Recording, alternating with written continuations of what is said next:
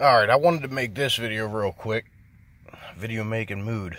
Because the last video I made, I was talking about a funny story. I can't remember why I was talking about it. I had to go back and watch the video, but I think I was talking about just camping and, figuring stuff out on the trail. But anyway, I just drew up a little diagram real quick, and this is what it basically is. Yeah, I'm not much of an artist, but I remember this because I was coming off the AT, and I stopped at my day, and you got to go, you get off the trail, and then you go back to the left up a actual, side road to get to Boots Off Hostel. I stayed there for like a day or 2 days or something like that, getting through some weather. Great spot, highly recommended.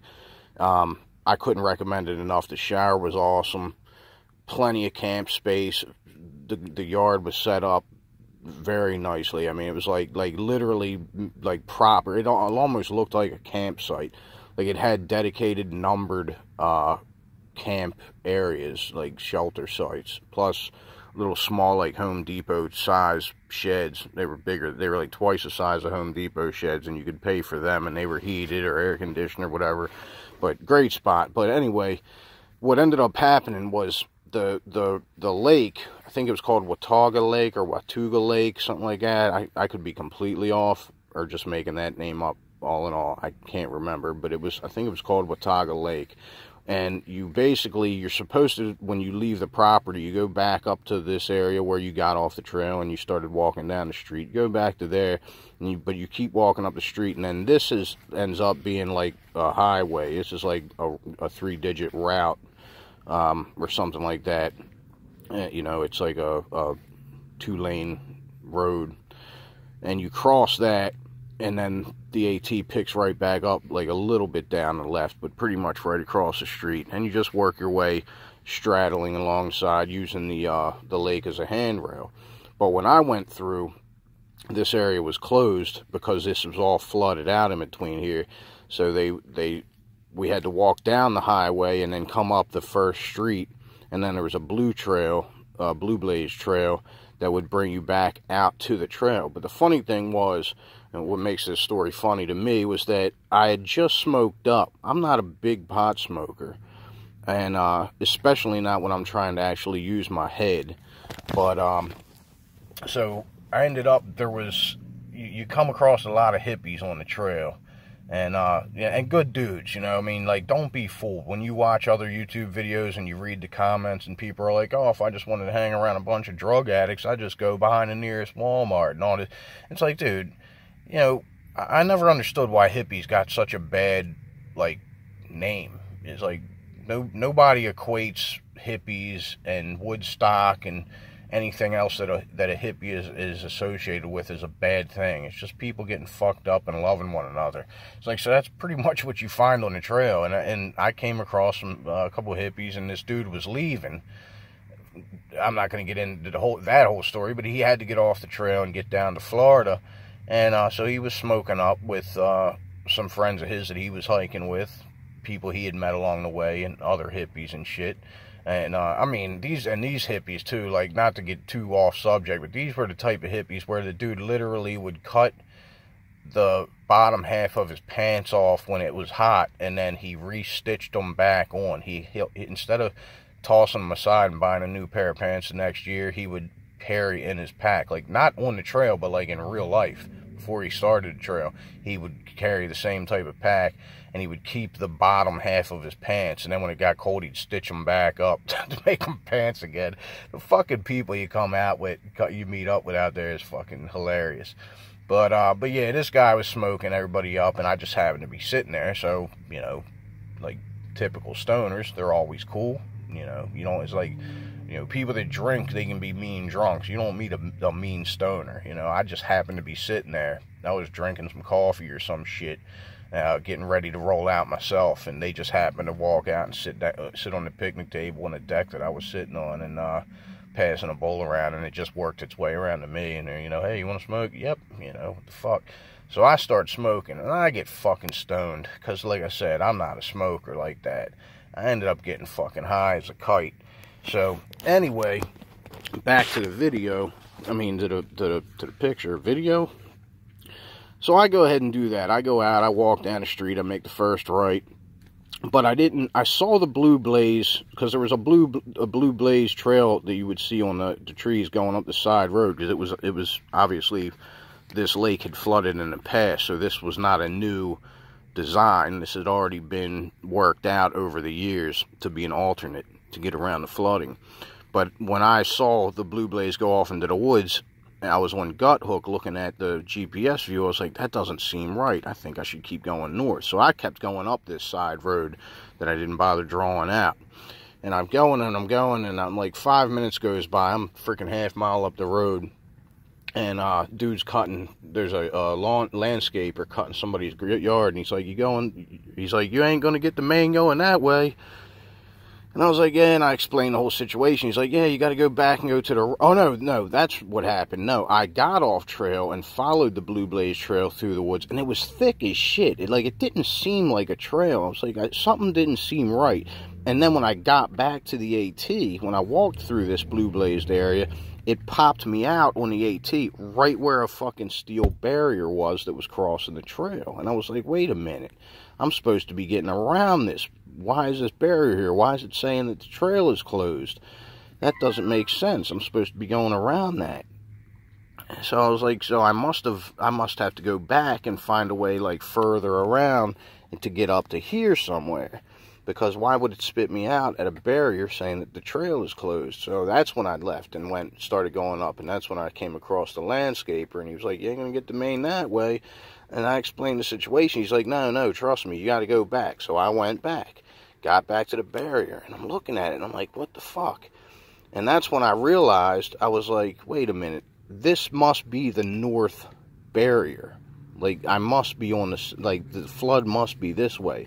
So I was like, but let me go south and check it out. And I went south and made it like 50 feet, and the trail was flooded out. I was like, oh, okay, so this must be the northern barrier, so that people coming south don't go past it and go into the flooded area.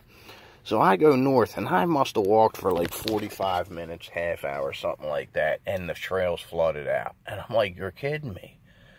I'm like, this is why the barrier was there. I knew it. I should have went further north on that road. I must have taken the wrong road. So I walk all the way back, half hour back to the barrier, then through the Blue Blaze, thick trail, back to the road, and I start going north again, run into the same guy. He's like, nah, I'm telling you, you don't want to go. And I'm like, dude, it's flooded out. He's like, I'm telling you, that's the way you want to go. So I'm like, all right, I go back. The whole time I'm sitting here going, well, why the fuck did I smoke? Why did I get high? A complete idiot, like, why? And because I knew all this stuff. That's how I got lucky, actually. I was on the bus ride going into town, and the hostel owner would shuttle people into town, and I heard somebody else say something about the trail being closed. I didn't know it was closed. Somebody else said it, and I was like, what? And I ended up getting the information. But I'm like, what the hell is going on? So I was like, all right. So I went back to the freaking trail, back over the barrier, back the half hour up the trail to where it was flooded out. And I come across the trail again, and it's, I'm like, I get to the spot where it's flooded out. And I'm like, well, what the fuck do I do? I turn around again. And I start walking back, and I get about 15 minutes, and I'm like, wait a minute. I know this is the AT. I see the white blazes on the trees. I know this is the AT. I have to get around it. So I turn around, and I start going back. Basically, at this point, I'm going back, like, to this is where it was flooded out again. It was flooded out all in here, and this was the Blue Blaze trail to get around that flood. But what happened was it continued to rain, and it ended up flooding out even further up northern on the trail. But nobody said that. But I was assuming that this flooded out section was this flooded out section. So I was looking for like some sort of Blue Blaze to get around it. So as I was walking back again in the opposite direction for the third time or second time or whatever it was, I finally was like, you know what, nah, this has got to be right. I'm going to go back and figure it out what the hell is going on. And I turn around and start going back, and right when I'm about 50 feet from the spot where it was flooded out, where I had to make like a hard 90-degree right turn, I see this couple that are about 65 years old each, male and female couple. And the first thing I do is I notice their feet and their shoes, and everything's spotless. I'm like, what the fuck?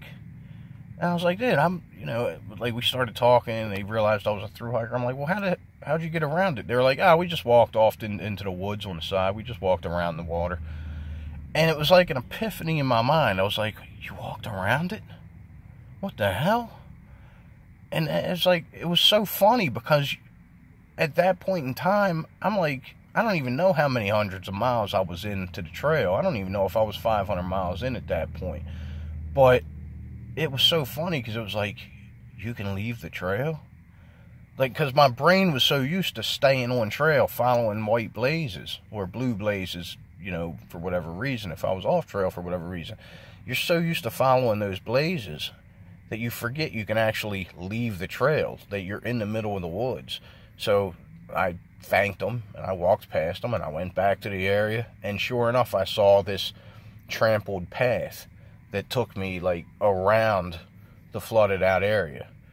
And I'm just sitting there kicking myself in the ass because it took me like an hour and a half to 2 hours and 3-4 miles of walking extra, going back and forth, because I was so stupid and stoned. That's the whole point of the story, really, is that I was just stoned, that I couldn't figure out how to go around a puddle on the trail.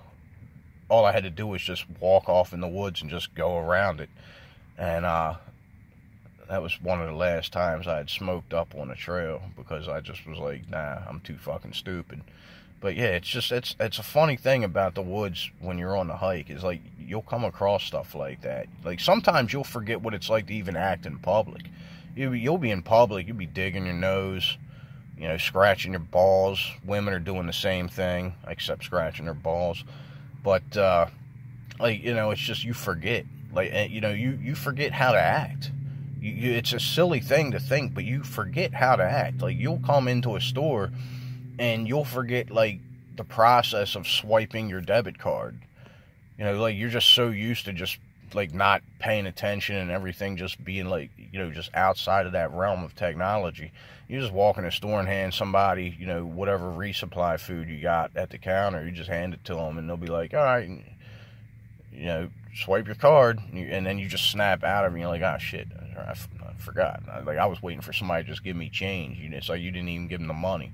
You didn't even swipe your card. It's actually kind of funny when you get to that point.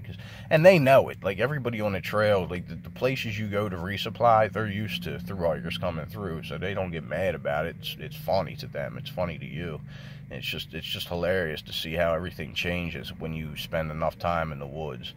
But yeah, that was my funny little I was stoned story. So it took me I ended up spending 3 hours, I think, total. I got nowhere near where I wanted to get to that day because I spent 3 hours just walking back and forth on the trail, not knowing what the fuck I was doing. I was so fucking pissed that I had gotten that stoned. But yeah, shit happens. See ya.